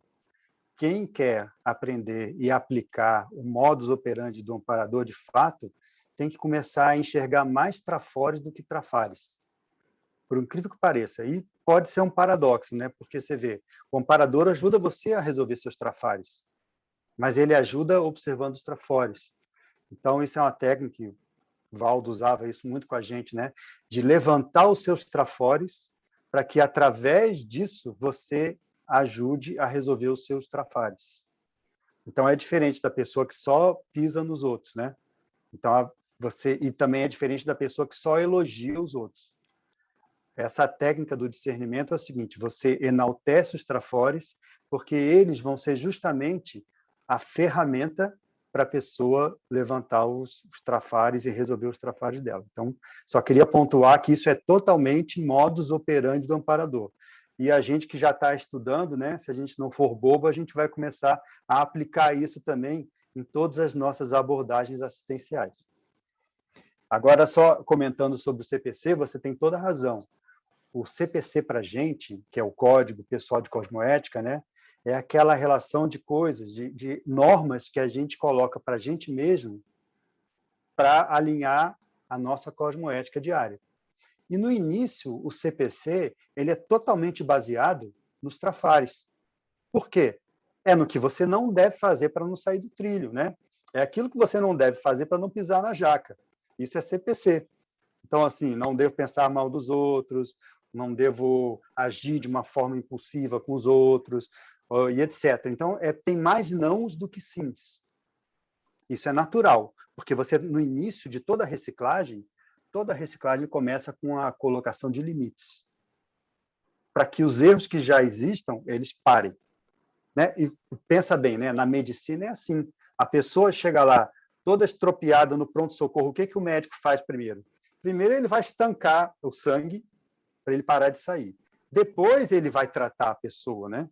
Então, isso é natural que com a gente, com as nossas reciclagens, seja assim também. Porém, eu acho que à medida que a gente vai ficando um pouco mais sutilizado nessa análise da cosmoética, né, você vai transformando o CPC numa coleção de trafares a evitar para uma coleção de trafores a aplicar mais. Trafores a aplicar mais. Então, o seu CPC vai ficar baseado naquilo que você não pode deixar de fazer com os seus trafores. E isso aí a gente, né, vai cada vez mais observar. Por exemplo, uma questão de você lembrar de vida passada. O que é o CPC da pessoa que estuda a seriexologia? Principalmente é o seguinte: quando você lembra de uma personalidade do passado, uma personalidade sua do passado, você tem que ver aquilo que você errou, para você não errar de novo. Você pode estar errando igual agora. Então, você vai deixar de errar o que você fazia, que são os seus vícios, e você vai ver os trafores que você já conseguia manifestar nessa vida anterior e ver se você está aplicando hoje. Porque nada adianta você descobrir uma vida sua que você era um gênio da humanidade, ajudou um monte de gente, se hoje em dia você é só um reflexo daquilo que você era. Então, o CPC da pessoa que está estudando seriexologia, ela vai tentar aplicar os trafores já conquistados, que ela já reconhece, hoje em dia, e depois ampliar eles. E, Eduardo, quando tu olha o Zeitgeist lá daquela época que tu foi pesquisar, tu já entendeu o contexto, tu pode desconfiar que tu era mais ou menos daquele jeito. Então, tu já pode corrigir algumas coisas daquela época. Por exemplo, se tu pega a Idade Média, lá uma época que a coisa era braba, tu pode pensar assim: eu tenho que, pelo menos, modificar o nível de pensamento daquilo que eu ainda tenho. Ou pesquisar aquilo que eu devo ter. Que eu vivi lá, já é um parâmetro. E assim, a gente sabe que a gente muda muito pouco, né, Nelson, ao longo dos tempos. Isso aí, quem está estudando vida passada não tem dúvida nenhuma sobre isso que eu falei. O nosso temperamento muda muito pouco. Então, você observar uma vida passada sua é o mesmo que você fazer uma consulta a autoparapsicoteca pessoal, né? Isso é o máximo, né? E se você consegue fazer isso, você de lá vai extrair o quê? Se você tem inteligência evolutiva. Aquilo que você está repetindo e que tem que evitar, já deu. Agora que você viu, você não pode fazer mais. E aquilo que você conseguia expressar e que agora está dormente. Pelas próprias situações da vida, né? A gente, às vezes, tem um contexto diferente, tem trafores, super trafores que você já tinha e que, pelo contexto da sua vida, ficaram abafados. E, às vezes, né, Nelson, isso é o que vai te dar melex depois, que a gente dessomar. Você fala, puxa, olha só, cara, eu podia fazer isso. E essa é a frase ruim, né, de ouvir. Eu podia fazer e não fiz. Imagina tu estudar um contexto todo e não modificar, ou pelo menos não pensar naquele contexto. Quando cair no extrafísico, diz assim, pô, eu estou igual àquele contexto lá, e eu estudei aquele contexto e não modifiquei nada em mim. Isso é complicado. Então, se tu vai estudar a tua personalidade dentro da seriaxologia, tu tem que pegar naquelas sutilezas intraconscienciais que a Neide estava falando ali, das priorologias, da questão da prioridade da gente. Então, você vê, identificar a personalidade consecutiva é apenas o primeiro capítulo do livro. Às vezes é só a introdução. Muito bom. Marília? Tá. Boa tarde a todos. Boa tarde, Eduardo. Eu queria saber duas coisas, se você poderia me ajudar. Eu estava avaliando a questão do amparo, da amparologia, colocando na questão do contexto e do momento evolutivo. Eu estou vivenciando uma situação no meu trabalho onde tem um processo político de poder muito acirrado e, assim, você observa que todos estão saindo do seu, sabe, do seu limite. Tá aquele ambiente que tudo está aflorado. A maior parte, todos os setores que eu interajo, a gente percebe isso. E essa semana agora eu me coloquei nessa condição, assim, na disponibilidade para poder estar entendendo, né, como é que é melhor, o que eu poderia melhor fazer. E aí eu fico colocando, assim, esse entendimento do próprio livre-arbítrio, né, do seu papel dentro do contexto, né, entender como melhor atuar para poder melhor ser ajudado e ajudar também, né, as duas coisas.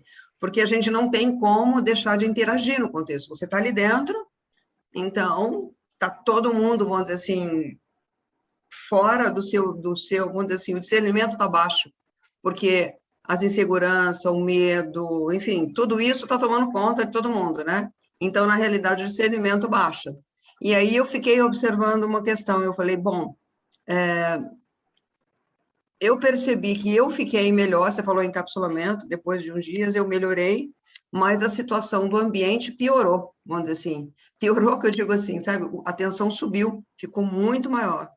E eu achei interessante, porque aí eu estou estudando, eu falei, bem providencial o seu tema, entendeu, Eduardo? Porque está bem no momento de eu entender melhor essa relação de ser amparada e de amparar também, vamos dizer assim, né? Então, eu foquei, o que eu fiz? Eu foquei em mim, falei, não, eu tenho que procurar ficar bem o máximo possível. Eu acho que esse é o melhor foco que eu coloquei. A gente, quanto mais se qualificar, né, Marília, mais a gente vai poder, primeiro, ajudar as pessoas, é claro, mas também receber as inspirações dos amparadores. Então, esse canal de comunicação, que é a amparabilidade, nesse caso que a gente está falando, ela depende da nossa qualificação também. Então, você não pode, na verdade, dividir totalmente o modus operandi do amparador, de você ser amparador, com a amparabilidade. São dois lados da mesma moeda. Você falou bem, a gente recebe, a gente assiste e recebe a assistência do amparador, e isso é um ciclo, né, de realimentação positivo. Quanto mais amparabilidade você tem, quanto mais acesso ao amparador você tem, mais você vai poder estar em contato, mais você vai ser amparado e mais você vai poder atuar como amparador. Então, isso aí você tem toda a razão, né? A gente tem que trabalhar nessa nossa qualificação. Agora, olha só a pensata número 5, né? Não sei, claro, né? Você sabe bem o seu caso lá, mas isso serve para todos os casos, né? A assistência silenciosa dos amparadores extrafísicos se insere entre os atos mais inteligentes que existem. Então, às vezes, o modus operandi do amparador não é nada daquilo que aparece demais. Sabe? É a assistência da base, né? É aquela coisa que muda o holopensene sem a pessoa fazer nenhum tipo de... E como que você vê, Eduardo, isso que você está falando, como é que você vê, quando eu estava tentando entender esse paradoxo, às vezes, da assistência, porque tem a questão do livre-arbítrio, né? Porque muitas vezes a pessoa não está acessível até, às vezes a pessoa tem vaidade, tem orgulho, não quer receber ajuda, ela está fechada. Mas o contexto está ali, está acontecendo o problema. Como que a gente observa, nesse momento, o que você percebe? Às vezes é uma retirada do amparo, deixa o processo acontecer, até ter um momento de atuar. Como que você vê que essa intermissão mais sutil para ajudar num contexto... Olha que o contexto meu está difícil, viu? Muito difícil, não está pouco, não. Muito. Muito mesmo. Pode falar, só quero fazer um comentário, só para não esquecer. Às vezes, dentro daquele polinômio interassistencial, não é hora de fazer orientação ainda. Então, assim, às vezes, né, você vê, é por isso que existe um polinômio interassistencial. Existem momentos que é o time, né? Isso em grego chama kairos, né? Que é o momento certo de você levar a assistência, né? O timing certo. Às vezes, tem um grande momento de vamos dizer assim, de acolhimento, de você só estar lá sustentando energias e sendo... Né, na Fica verdade, quietinha no seu canto, nada. Na verdade, um esteio, você é o que eu estou fazendo.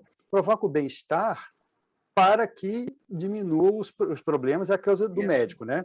Primeiro estanca o sangue, né? Depois você vai pensar em fazer a cirurgia. Porque você sabe, às vezes, né?